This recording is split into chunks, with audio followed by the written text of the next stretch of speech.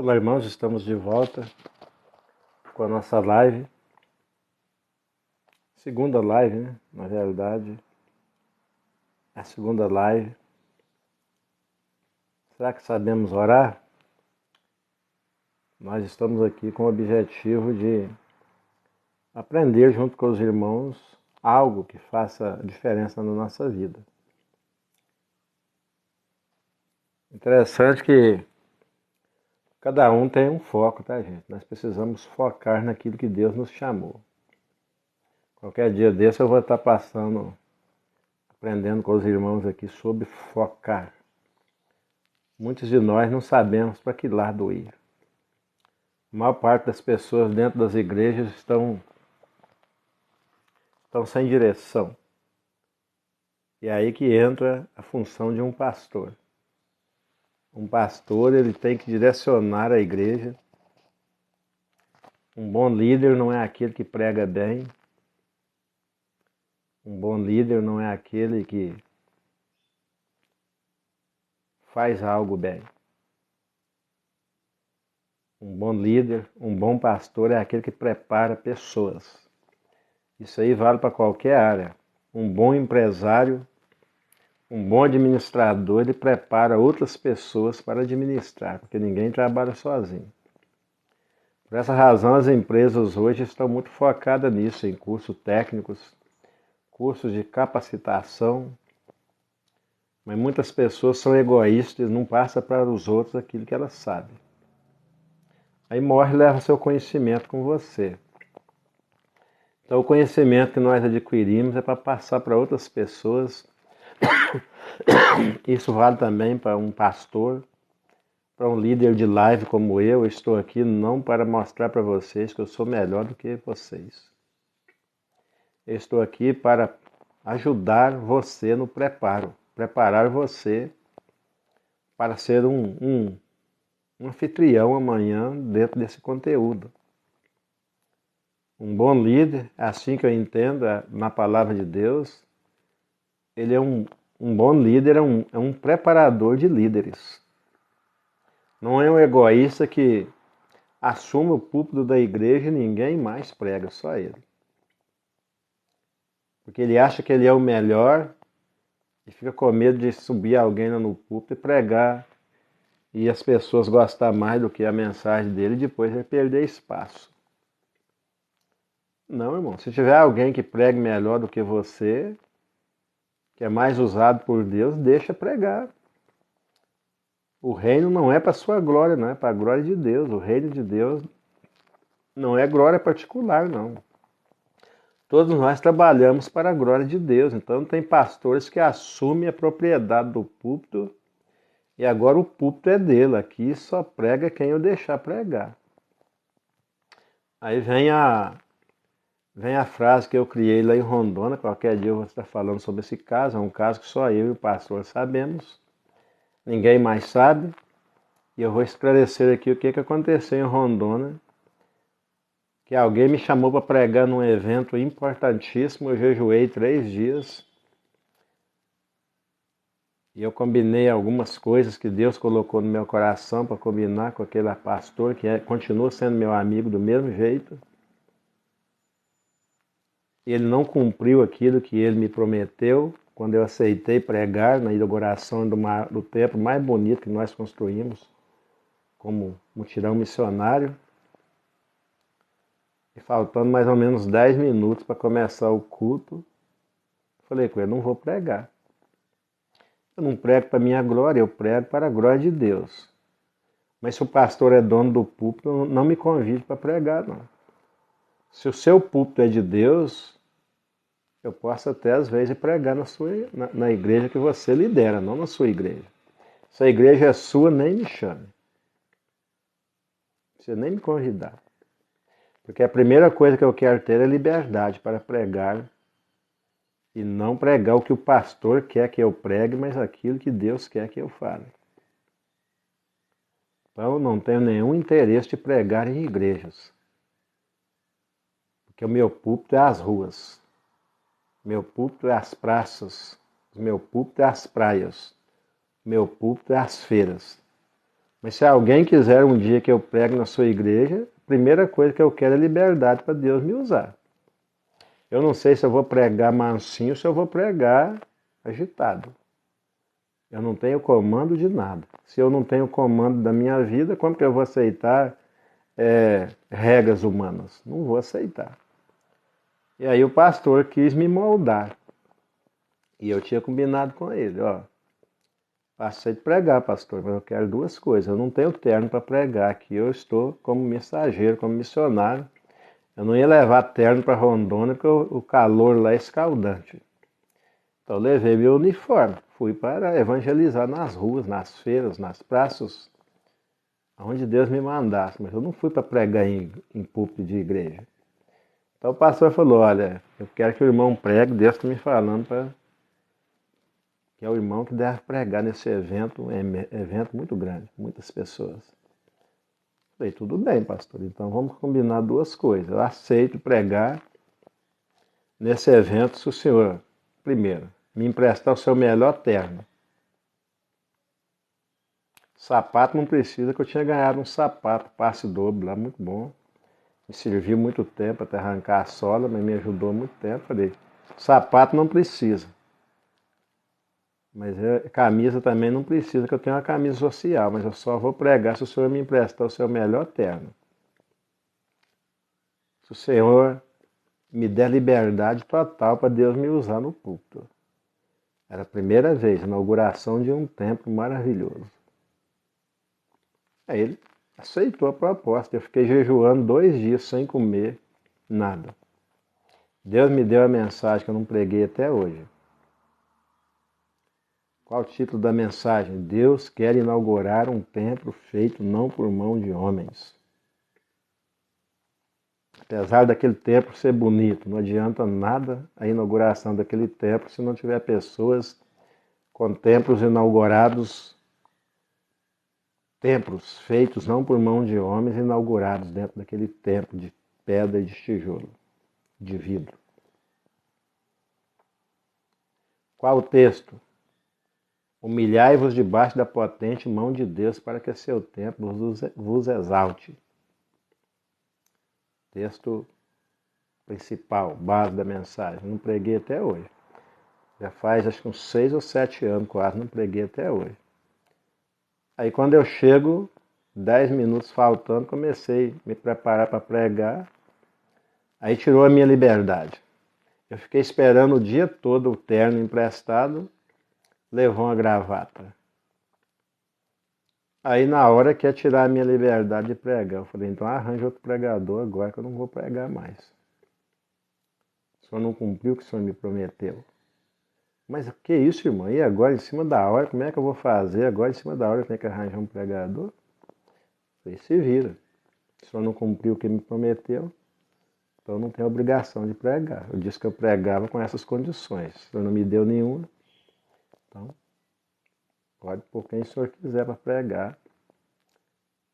E recusei, não subi no púlpito, tirei minhas coisas e não preguei. E vai ser sempre assim, porque eu não fui chamado para pregar em púlpitos. Porque o púlpito é cheio de regras, regras humanas. Muitas vezes o púlpito é do pastor e não de Deus. Então, irmãos, um bom líder é aquele que prepara. Isso aí funciona nas empresas e tudo.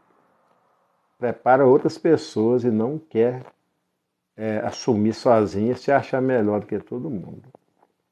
Tem que ouvir a voz de Deus e obedecê-la.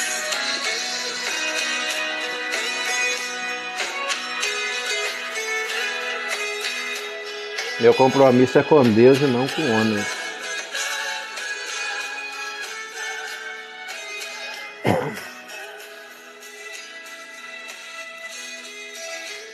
Uma viúva na cidade de Naim parou, quando alguém em seu ouvido sussurrou, lá vem ele. Um cego em Jericó se levantou, quando alguém em seu ouvido então falou, lá vem ele. Marta e Maria pararam de chorar, Quando alguém correndo veio lhe avisar, lá vem ele. Então Lázaro, já morto há 4 dias, se levanta e abandona a cova fria, quando ouviu a meiga voz que era ele. Se é medicina que desenganou, se a lei do homem te injustiçou, se a tua bênção ainda não chegou, lá vem ele. Se em tua mesa tá faltando pão e tua vitória foge da tua mão, pare de chorar e preste atenção, lá vem ele.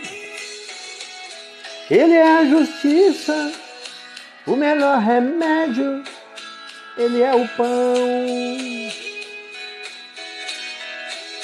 Ele é Jesus, o dono da vida, a tua salvação. Ele é Jesus, a Ele devemos obedecer, a Ele devemos seguir. Ele é a solução, Ele é o caminho, a verdade e a vida. E ninguém vai ao Pai se não for por Ele.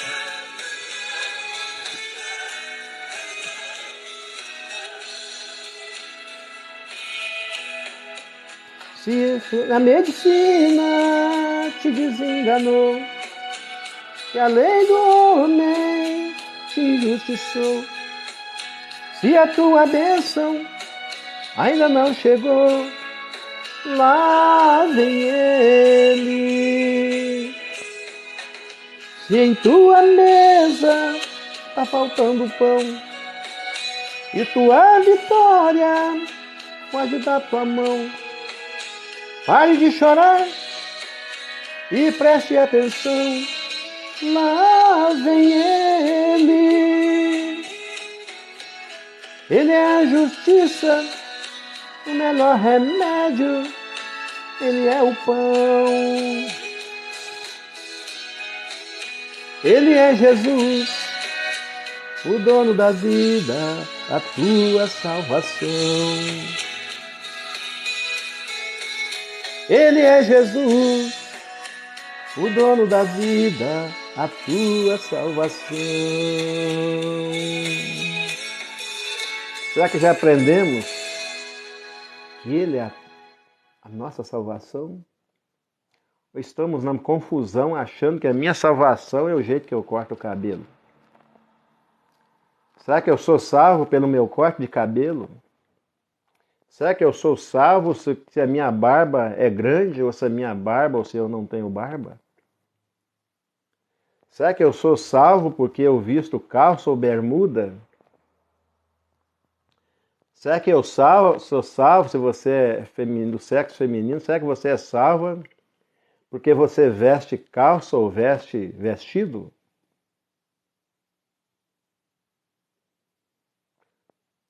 Incoerência total. Obrigado, Oliveira. Seja bem-vindo. Deus abençoe. Obrigado pelo comentário. Que Deus abençoe a sua vida.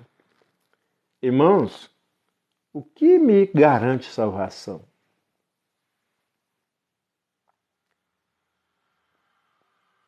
Irmão, se eu não sei nem o que me garante salvação, se eu não tenho certeza, para que eu vou orar?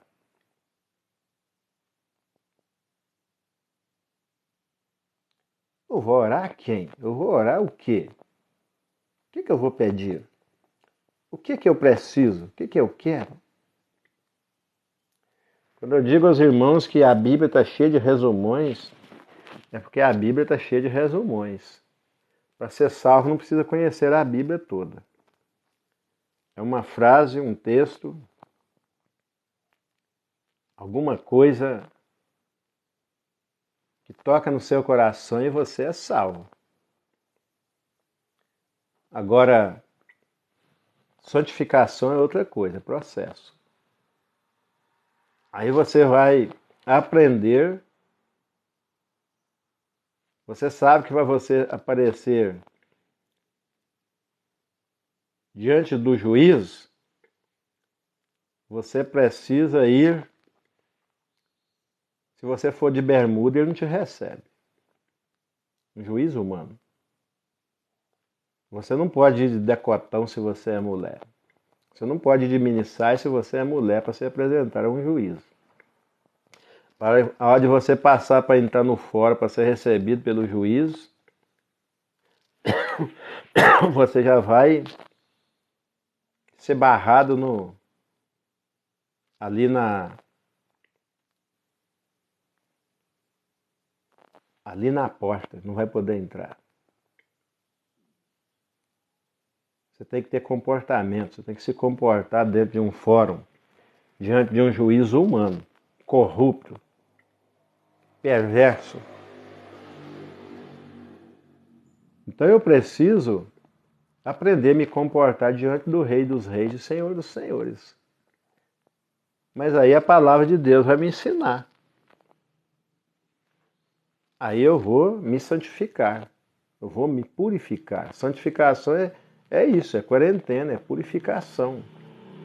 É um período para você abandonar o pecado e aprender a obedecer a Deus. Deixar de ser desobediente e agora passar a obedecer ao Senhor. E o que eu preciso para aprender tudo isso que eu estou falando aqui? Sabedoria.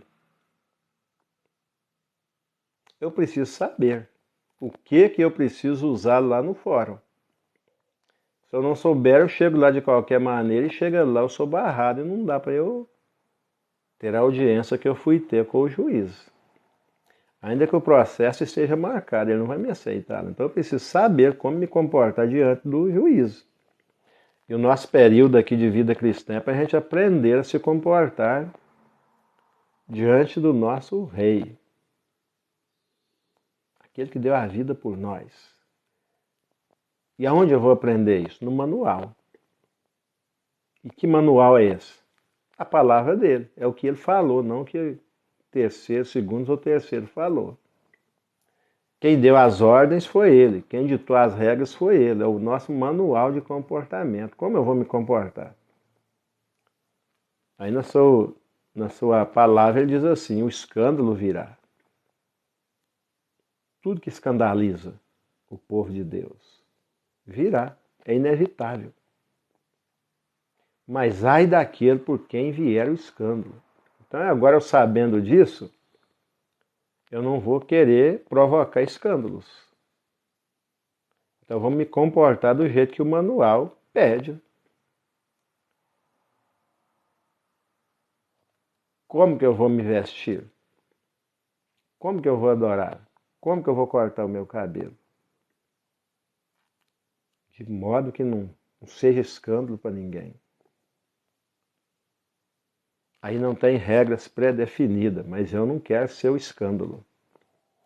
Ele diz que o escândalo virá. Tinha que ter um traidor. Alguém tinha que trair Jesus, mas necessariamente não precisava ser Judas. Mas a ganância dele ao dinheiro levou ele a fazer isso. Mas se ele não traísse, o outro trairia. Mas o escândalo veio por ele. Que não venha por mim o escândalo. Essa deve ser a minha colocação.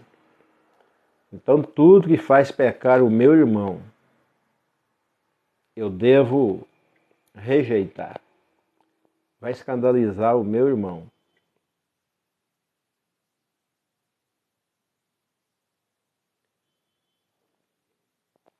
Então começa eu tendo que pedir a Deus sabedoria. Vamos ver esses dois tipos de oração. Eu preciso saber. Se eu não sei, e é por isso que eu tenho que pregar o Evangelho e ensinar o que Jesus ensinou, para você saber. Ide por todo mundo, pregai o Evangelho a todas as nações, ensinando-as a guardar todas as coisas que eu vos tenho mandado, disse Jesus. E eis que estou convosco todos os dias até a consumação dos séculos. Então eu tenho que ensinar o que está no manual. Não é o que eu acho, o que eu penso. É o que ele falou no seu manual.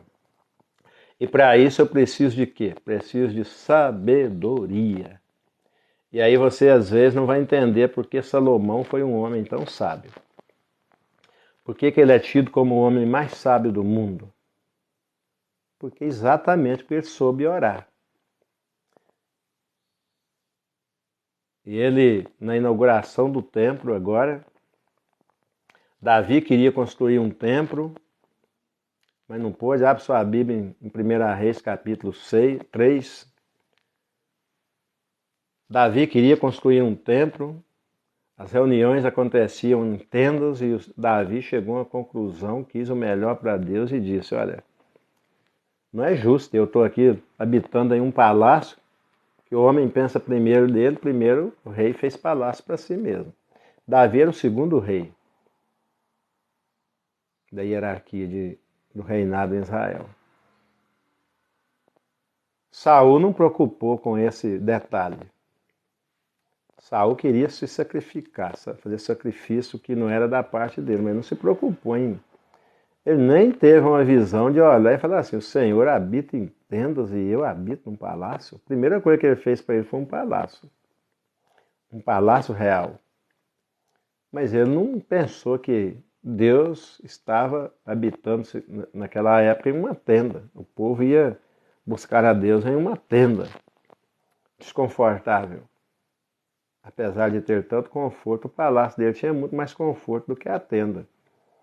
E aí Davi agora acorda para isso e fala, não é justo que eu que fui colocado aqui por Deus, eu estava lá no pasto, cuidando de ovelhas e lutando com lobos, lutando com leões, lutando com ursos para defender as ovelhas do meu pai. Eu não era ninguém, eu não tinha nada, um Zé ninguém, que nem minha família, até a minha família me rejeitava e zombava de mim, porque eu era, nem para ser soldado eu servia, porque eu era fraquinho. E agora Deus vai lá e me tira de trás das ovelhas e me coloca nesse palácio. E Deus habitando em tendas? Olha porque Davi era um homem segundo o coração de Deus. Vai pegando aí. Pensava como Deus. Por essa razão Deus o escolheu e o ungiu. E disse, olha, eu quero fazer um palácio para Deus também. Quero fazer a casa do Senhor. Não é justo isso que está acontecendo. Se ele me dá tudo e ele não tem nada, coração de adorador, tá, gente? Pessoa que reconhece a soberania de Deus de verdade. Não quer só para ele, mas pensa no reino de Deus. E disse, vou construir. Quando ele fala, vou construir um palácio para o Senhor fala com ele, não, Davi, você não pode. Porque você pisou na bola, sua mão está cheia de sangue. Você matou pessoas, principalmente Urias. Você não foi perfeito. E a ordem que eu dei para Abraão é anda na minha presença e ser perfeito, e você não foi. Apesar de você pensar como eu, ter misericórdia, valorizar as coisas minhas, ser grato por tudo que eu te dei, mas você não foi perfeito. E alguém para construir o meu templo não pode ter as mãos sujas de sangue. Então você não. E Davi, como alguém que foi ungido não por acaso, mas Deus sabe quem ele coloca lá, Davi respeitou a vontade de Deus. Disse então, já que eu não posso, ele pensou lá com ele, já que eu não posso, eu vou juntar os materiais. Isso aí o Senhor não me proibiu. Vou investir nos materiais, vou juntar materiais e o meu filho que assumiu o reino já vai ter mais facilidade para fazer. E ele não pôde fazer o templo, o palácio do Senhor, que é um palácio também tremendo, mas ele preparou tudo para o filho. E sempre era o filho primogênito que era o sucessor. Mas como Deus é um Deus que não adianta a gente querer entender Deus e nem querer explicar Deus, não era o primogênito dele com as outras, mas era o primogênito dele com Betseba. E pelo preço do pecado dele, o primogênito dele com Betseba morreu. Depois daquele veio Salomão. E agora Salomão ficou sendo o primogênito de Davi com Betseba, porque Deus quis assim. Não era o primogênito de Davi, era o primogênito de Betseba. Que também foi uma vítima de Davi.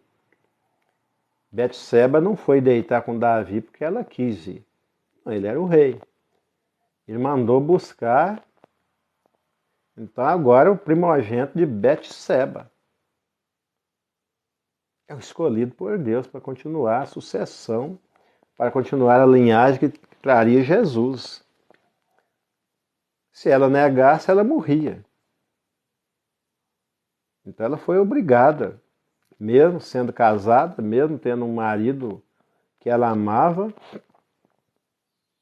ela foi obrigada a se deitar com o rei. Quem pecou não foi ela, e Deus é justo. Quem pecou foi Davi.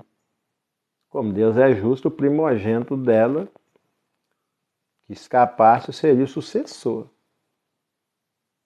de Davi do trono. E agora vem esse primogênito de Betseba e assume o trono. Quase que outro assumiu. Mas como Deus é justo, Davi já velho, quase que morrendo,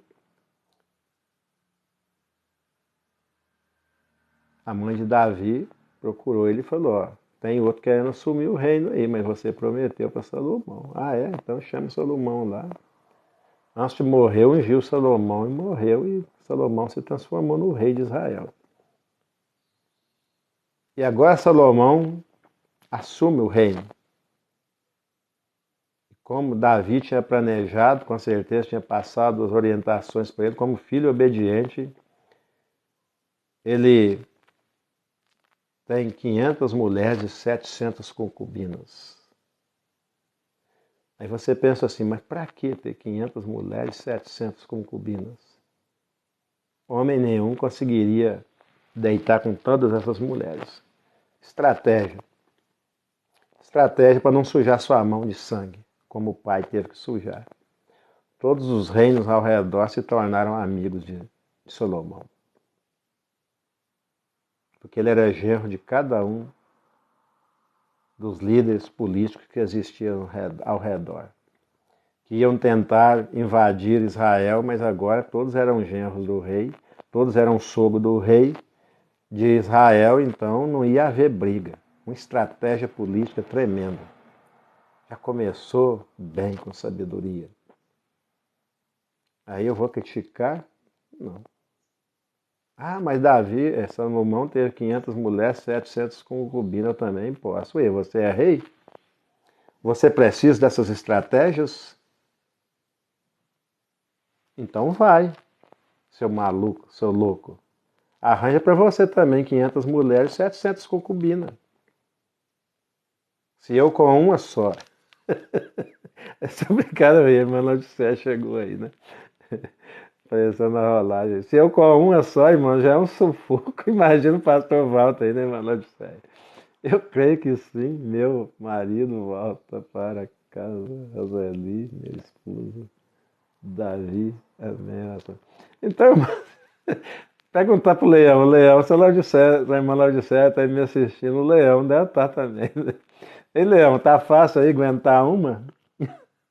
Suportar uma numa TPM? E, gente, é complicado, viu? Porque o homem não tem TPM, mas elas têm. E como fala, irmãos, aí eu vou querer 500 mulheres, 700 concubinas? Qual a necessidade? Mas Salomão tinha necessidade. E agora Salomão, estrategicamente, já começa a ter sabedoria. E agora, ao invés de atacar o reino dele, começam a fornecer material para ele construir o templo, o palácio do Senhor. E agora, com toda facilidade, sem ninguém perturbando, todo mundo era sogro dele. Todo mundo era amigo, não precisou matar ninguém, com as mãos limpas, e agora constrói o templo. E agora, irmãos, eu não sei, vamos ler o texto, mas eu não sei se foi com o templo construído ou se foi antes. Talvez seja no lançamento da pedra fundamental. Não posso afirmar isso, mas vamos ler o texto. 1 Reis, capítulo 3, leiam aí comigo. O homem que teve sabedoria para orar. Você tem sabedoria para orar? Se você buscar sabedoria bíblica para orar, meu irmão, ninguém te segura. Por essa razão a gente tem que aprender com a palavra e não com brá aí aprendendo uns com os outros. Vamos aprender com a palavra. Vamos aprender a orar hoje. A gente não sabe nem orar, gente. Aí a gente se lasca aí, porque nem orar sabemos. Precisa da ajuda do Espírito Santo, porque nós não sabemos nem orar. 1 Reis, capítulo 3, sempre traga sua Bíblia para a live, tá? Vamos juntos aprender. Eu não sou professor de ninguém. Estou aqui, pelo contrário, aprendendo, mas aprendendo muito com vocês. Eu posso meditar de dia e de noite. A minha sabedoria vem da palavra, eu não tenho sabedoria. A minha sabedoria é o conhecimento da palavra. Vamos lá então. 1 Reis, capítulo 3. Vamos ler até onde der aqui. E Salomão se aparentou com Faraó, rei do Egito, e tomou a filha de Faraó e a trouxe à cidade de Davi até que acabasse de edificar a sua casa e a casa do Senhor e as muralhas de Jerusalém em redor. Entretanto, o povo sacrificava sobre os altos, porque até aqueles dias ainda não se havia edificado casa para o nome do Senhor. Então o pessoal ficava nos montes sacrificando, não tinha um lugar certo. E Salomão amava o Senhor. Olha aí, olha a diferença aí, amava o Senhor. Andando nos estatutos de Davi, seu pai, somente que nos altos sacrificava e queimava incenso. Isso aí era o que eles faziam, porque não tinha um lugar certo. A tenda não era lugar para isso. E foi o rei a Gibeon para lá sacrificar, porque aquele era o alto maior. O alto era o alto maior. 1000 holocaustos sacrificou Salomão naquele altar.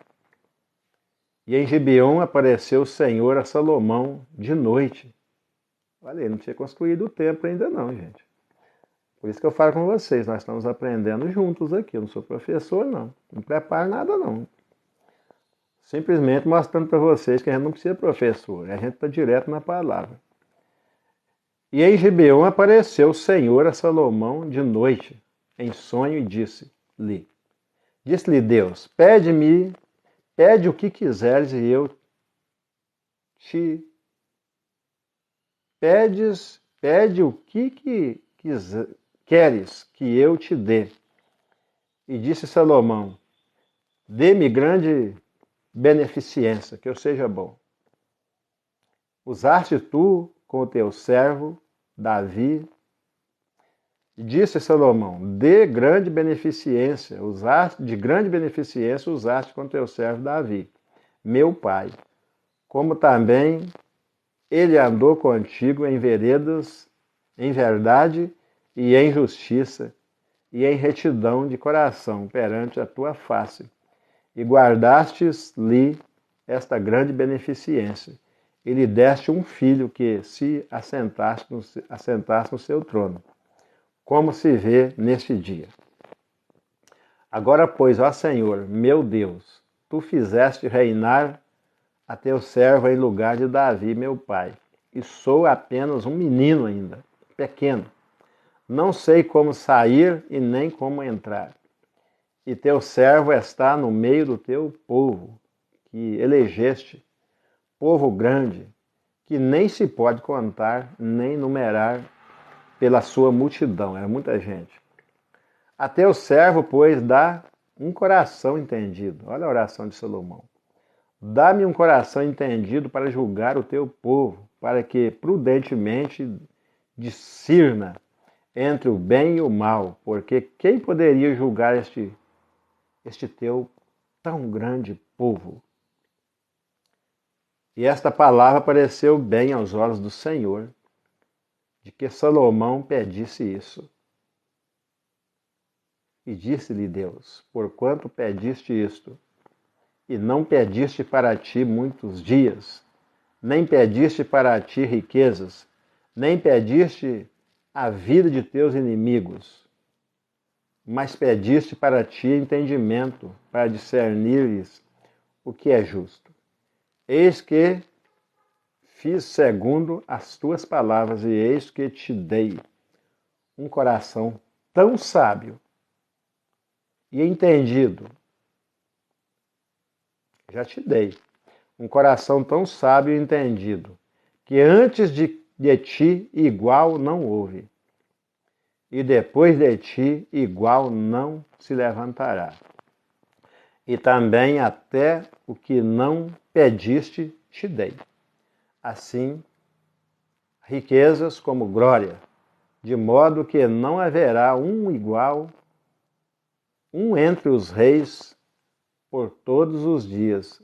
Não haverá um igual entre os reis por todos os dias, os teus dias. E se andares nos meus caminhos, guardando os meus estatutos e os meus mandamentos, como andou seu pai Davi, também prolongarei os seus dias. E acordou Salomão, e eis que era um sonho. E indo a Jerusalém, pôs-se perante a arca da aliança do Senhor, e sacrificou o holocausto e preparou sacrifícios pacíficos e fez um banquete a todos os seus servos. Obrigado, irmã Tânia, por ajudar a completar minha meta aí, né, que o TikTok exige. Então, irmãos, como orar? Passou a meta aí, Mantana. Acho que era 20, né? Eu nem sei qual foi a meta, acho que foi 20, né? Então, irmãos, obrigado, tá, Mantana? Que Deus recompense a senhora. Então, meus irmãos, será que sabemos orar? Cada um avalie você mesmo, tá, gente? Eu só posso avaliar a mim. Avalie você mesmo as suas orações. Você tem usado sabedoria para orar, meu irmão? A maior arma existente na face da terra se chama oração. Poder da palavra. Salomão, um homem escolhido por Deus, porque até em seus sonhos, irmãos, já contei sonhos aqui e eu clamei pelo nome de Jesus no sonho e Deus me livrou. Olha Salomão sonhando, isso mostra o quanto você está ligado a Deus, o quanto você leva a sério o reino de Deus. Olha aí, no sonho, irmãos. Olha, eu levo tanto a sério o reino de Deus na minha vida que eu já contei o sonho aqui, o TikTok até derrubou a minha live, irmãos. São tantas tentações que vêm perturbar você até nos seus sonhos. Mas se você priorizou o reino de Deus na sua vida, até lá no meio dos seus sonhos, na sua tentação, você vai ser fiel a Deus. E é o mesmo que aconteceu com Salomão. Agora sonhando, agora a responsabilidade, e ele deixa isso claro aqui, a responsabilidade de agora ser o rei de Israel, um povo que não era dele, o povo de Deus, agora se acha diante de uma situação, depois eu vou ver com quantos anos Salomão começou a reinar, se alguém souber aí, coloca aí, ele está falando que é uma criança, sabe quantos anos ele tinha? Teve pessoas que começaram a reinar com 8 anos, porque fazia parte da linha sucessória. Então não era pela idade, era pelo direito que tinha na linha sucessória. Eu ainda não tive a curiosidade de ver, e eu, como falo com os irmãos, eu não faço estudos antes, eu conheço a Bíblia de capa a capa, busquei isso, lutei por isso, bati, Deus me deu, a porta se abriu para mim e Deus me deu sabedoria da palavra e hoje eu não preciso estar com a Bíblia aberta para estar falando, porque o Espírito Santo de Deus me faz lembrar de tudo que eu li nela. Não tenho condições de gravar 66 livros na minha mente, mas o Senhor me traz a lembrança de tudo que eu preciso. Na hora certa, não preciso estar com Bíblia na mão, nem aberta e nem debaixo do braço. Ela está toda aqui e aqui. Me apaixonei por ela e os irmãos têm visto isso aí. Muitos falam assim, como que esse homem gravou a Bíblia toda na mente? Não, irmão, não gravei. 20 anos, irmão. Quem quiser pode pesquisar no Google aí, tá, gente? Porque hoje você tem recurso para tudo. Aí no Google, pode dar um Google aí que você descobre com quantos anos. Se alguém quiser pesquisar aí, pesquisa com quantos anos Salomão começou a reinar. Que nós estamos aprendendo juntos aqui. Então, irmãos, o que é uma criança? Uma criança não tem discernimento, uma criança não sabe de nada. Então ele se colocou aqui como uma criança. E o que Jesus disse? Dos tais é o reino de Deus. Então quando você acha que você é alguma coisa, você já perdeu a sua bênção. A sabedoria humana é loucura. Mas a sabedoria de Deus é que é a sabedoria de verdade, é o temor do Senhor, é o princípio. Começar a temer ao Senhor. Então Salomão, irmãos, meu amigo, deixa eu ver se eu anotei aqui. Eu dei um Google em algumas coisas aqui. Eu não sei se está aqui nesse celular.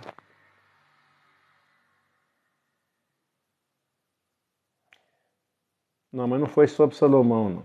Dei um Google sobre outra coisa aqui, para mim ter mais firmeza no que eu vou falar. Porque eu tenho que ter segurança no que eu vou falar.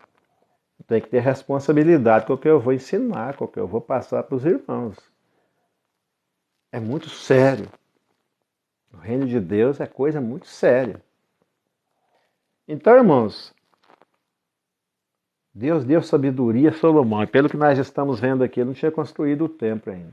Ele construiu esse templo. Deus deu para ele tudo que ele pediu. Tudo foi estratégia. Mas Deus deu para ele não só sabedoria para reinar. E só para você ter uma ideia, quantas pessoas querem deixar a gente em saia justa? Sempre fizeram assim com Jesus. Farão comigo e farão para você. Por essa razão, eu não estou aqui para responder pergunta de ninguém. A Bíblia tem resposta para tudo. Não estou aqui para questionar testemunho de ninguém, para responder perguntas de ninguém. Às vezes eu respondo, mas não me obrigo a isso. Não estou aqui para isso. Eu tenho um foco. Meu foco aqui é aprender. Depois, qualquer dia desse, eu vou estar falando sobre foco, para a gente também entender isso aí. Porque a minha mãe dizia assim, não adianta querer correr atrás de 2 frangos. Quem corre atrás de 2 frangos, ela dizia assim, come sem carne. Então você não sabe atrás de que você vai correr. Você quer fazer tudo e não consegue nada. Então por essa razão a igreja tem gente para tudo. Cada um tem o seu dom, então entra na área que o seu dom, na sua capacidade que Deus te deu e prossiga ali. Tenha um alvo dentro do reino de Deus. Eu tenho o meu pré-definido. Eu sei quais são os meus dons. Você precisa saber quais são os seus dons, as suas capacitações que Deus te deu. E aí você prossegue para o alvo, para o prêmio da soberana vocação de Deus em Cristo Jesus, como o apóstolo Paulo falou. Mas aí, irmãos, foi tanta sabedoria que o homem escreveu, eu dei o Google, mas não está aqui, milhares de provérbios. Olha, e o homem era novo, escreveu o livro de provérbios. Quanta sabedoria, irmãos. Sabedoria para o povo judeu e para o resto do mundo. Todos nós desfrutamos da sabedoria de Salomão. A sabedoria de Salomão, ele se destacou como o sábio de sua época, o homem mais sábio. E a sabedoria dele fez ele um homem famoso. Agora todos admiravam a sabedoria de Salomão. Qual foi o primeiro desafio dele? O rei agora era rei juiz, ele tinha que julgar a nação. E agora o rei tinha um período que tinha que tirar e as pessoas levavam as pendengas, as causas, e ele tinha que julgar. E agora vai duas prostitutas, irmãos. As duas dormindo, só para a gente entender um pouquinho da sabedoria que Deus deu para Salomão. Duas prostitutas eram colegas e as duas engravidaram ao mesmo tempo. Na mesma casa e dormia na mesma cama. E agora, uma das prostitutas, agora as duas, cada uma com seu bebê na cama, e uma percebe que ela acordou em cima do filho dela e o filho dela morreu. Era recém-nascido. Sufocou o filho dela e o filho dela morreu. E aí o que ela fez? Pega o seu filho, coloca do lado da outra mãe que está dormindo e pega o filho vivo da outra mãe e coloca do lado dela. E agora, quando aquela mãe acorda que o filho dela está morto do lado dela, ela começa ali uma pendeira. Por que você fez isso? Você matou seu filho e colocou aqui. Esse não é meu filho. E ela fala, não, esse aí é o seu filho. E ali começou uma discussão e foi para o rei resolver. E agora, irmãos? O que a lei exigia? 2 ou 3 testemunhas para um juiz chegar a uma conclusão de uma causa. E agora, como não tinha testemunha, era só as duas ali num quarto, deitado na mesma cama, não tinha ninguém viu. Que pepino para descascar, que abacaxi para o rei. E foi logo um dos primeiros casos que ele pegou para julgar como rei. Mas o que ele tinha pedido para Deus? Sabedoria. E quando Deus dá sabedoria, o inferno pode ir atrás tentando contestar. Se esse homem vigiar e não sair da presença de Deus, não tem ninguém que resista contra esse homem que Deus escolheu, se ele vigiar e não cair nas ciladas do diabo. Tudo de Salomão era plano, era projeto, tudo fazia parte da sabedoria dele. E agora essas duas mulheres chegam e se casam para Davi julgar, Salomão julgar. E agora, cadê esse testemunho? Não tem testemunho. Tem testemunho que o filho é teu? Não, não tem. Aí, com a sabedoria que Deus deu para Davi, com certeza ele orou, porque quem tem compromisso com Deus sempre ora antes de qualquer decisão, principalmente uma decisão tão complicada, tão séria. É bem provável que Salomão ficou numa saia justa e se retirou e orou e voltou. E disse, olha, uma diz que o filho é dela, a outra diz que é dela. Como que vai identificar um recém-nascido? Hoje pode, porque tem exame de DNA, mas naquela época não tinha. Vai ver que as duas eram irmãs. E aí? O filho tinha os mesmos traços, tanto morto quanto vivo. E agora tem que resolver. Ele não é o juiz? Então o juiz tem que se decidir, tem que ser justo. A Bíblia exige que seja justo. Não aceite peita de ninguém, presente. Hoje doidou tudo, mas lá tinha uma lei que o juiz tinha que julgar de acordo com o que estava escrito na Constituição de Israel. E agora Salomão volta com uma ideia. Bom, esse caso está complicado, a gente não tem como resolver. É muito complicado. Então vamos fazer o seguinte. Já que nenhuma confessa que é mãe do menino morto, todas as duas afirmam que são mãe do menino vivo, então vamos fazer o seguinte. O defunto, menino morto, não serve para nada mais. Só para enterrar e agora é o defunto, não é mais, é só o corpo. Então vamos fazer o seguinte, já veio com um facão na mão. Falou, coloca o menino aqui em cima dessa mesa então e nós vamos dividir esse menino no meio. E aí Nós não sabemos qual é a mãe verdadeira, então vamos dar a metade desse bebê para uma mãe e a metade para outra. E assim estaremos fazendo justiça. Mas foi uma estratégia dele, né? Sabedoria que Deus deu para ele. Quando ele disse isso, aquela que não era mãe, aquela que tinha matado realmente o filho, dizia assim: faça isso mesmo. Se não pode ser meu, nem dela. Então, divida mesmo. Aí a outra tomou uma atitude e falou: meu rei, por favor, não mate meu filho. Pode dar o meu filho para ela, porque eu não quero. Eu prefiro que ela fique com o meu filho do que meu filho seja morto. Aí, diante das atitudes das duas, o rei Salomão falou: ó, pode entregar o filho para essa aí, que essa aí é a mãe dele. Sabedoria, irmãos, dada por Deus. E ali, aquilo ali espalhou no mundo antigo todo, e ali a sabedoria de Salomão espalhou e provérbios, e veio gente de todo lado. E aí todo mundo queria ter uma filha casada com Salomão, né? Agora todo mundo queria pegar uma carona na fama de Salomão, como quiseram pegar uma carona na fama do Bolsonaro. Todo mundo não quis pegar uma carona na fama do Bolsonaro. Chegou lá falando mentira, chegou lá falando que Deus falou, que Deus não falou, só para tirar uma foto com o Bolsonaro, só para fazer um vídeo com o Bolsonaro e ganhar muitas curtidas, ganhar muitas visualizações. Agora está pagando o preço. Agora o diabo está zombando de cada um desses irmãos que mentiu para embarcar na fama. E a maior vítima da igreja brasileira hoje é o Bolsonaro, que acreditou nas mentiras do povo e quase que morreu. Então, irmãos, cada um pagará o preço pela sua mentira. Isso aí não é com nós, isso aí não é comigo. Isso aí é com Deus, cada um semeou, vai colher, cada um prestará conta a Deus. Mas eu não estou aqui para julgar ninguém, eu só estou fazendo colocações aqui para a gente aprender a não brincar de ser crente, porque o diabo não brinca de ser diabo. Então quem está brincando, vai pegando essas coisas aí, aprendendo, e para de brincar com Deus, porque o preço é muito alto. Tenha responsabilidade como Salomão e você só terá vantagens. Seja responsável, leve o reino de Deus a sério, ore para ele pedindo sabedoria, e você terá sabedoria de sobra, saúde, tudo. Porque junto com a sabedoria vem riqueza.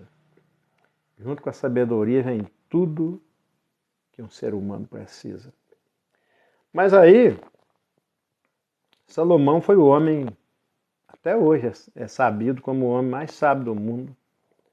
É citado por Jesus, é honrado pelo próprio Deus, por Jesus. E Jesus diz assim, olha, vamos ver mais um texto aqui. Vamos sair desse agora, nós vamos para outros textos, tá? Vamos lá para Mateus 6, onde Jesus cita Salomão. Mateus, capítulo 6.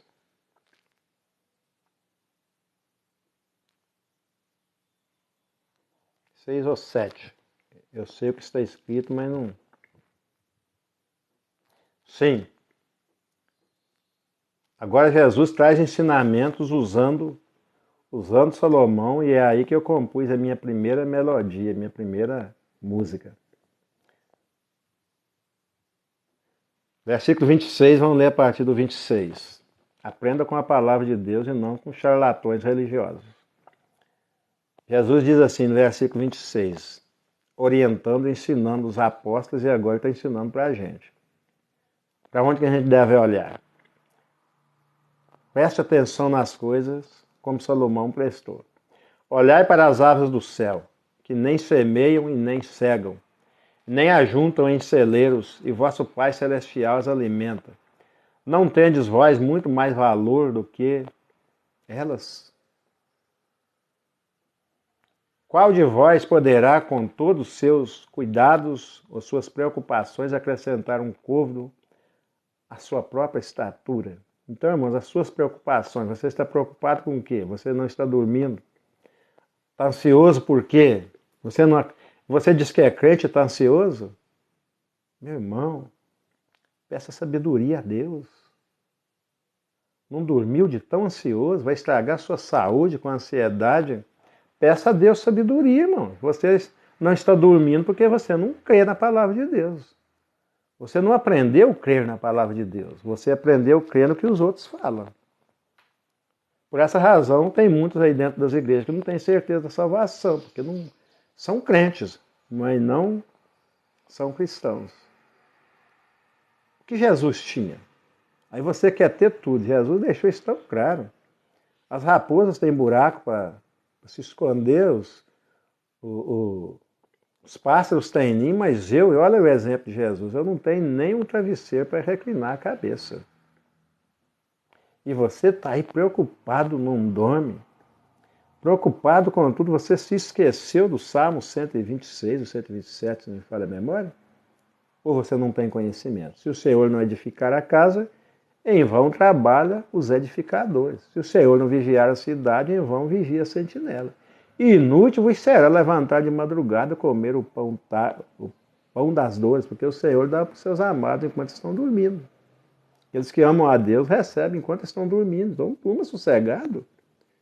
Amanhã é outro dia. Está igual Marta. Não copie Marta, copie Maria. Que se assentou aos pés de Jesus e foi aprender. Marta não teve tempo, mas depois pagou o preço. Então, irmãos, ele fala quanto à comida. O que nós precisamos? Comer e vestir. Primeiro ele mandou a gente olhar para as aves dos céus.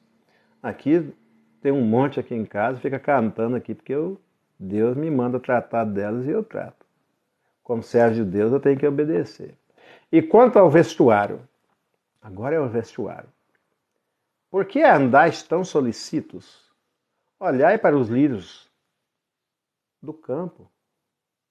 Como eles crescem? Vamos anotar primeiro isso aqui, porque tem muitos detalhes e a gente precisa meditar. Por essa razão, nós devemos meditar na palavra de dia e de noite. Vamos pegar isso aqui para a gente aprender. Como os lírios crescem? Quando Jesus está falando dos lírios, está falando das flores, dos arbustos. Como eles crescem?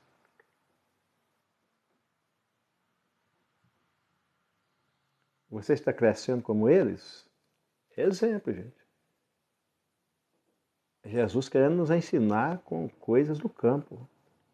Como eles crescem? Você já parou e analisou e pensou, meditou na palavra de Deus como os lírios crescem?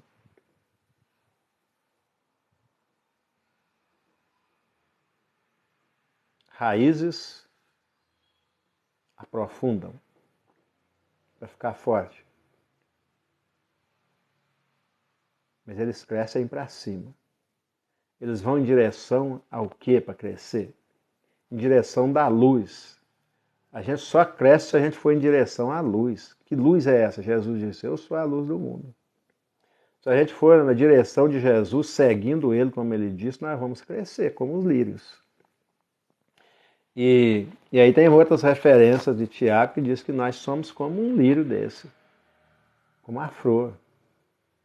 De manhã a gente cresce, mas logo depois desvanece.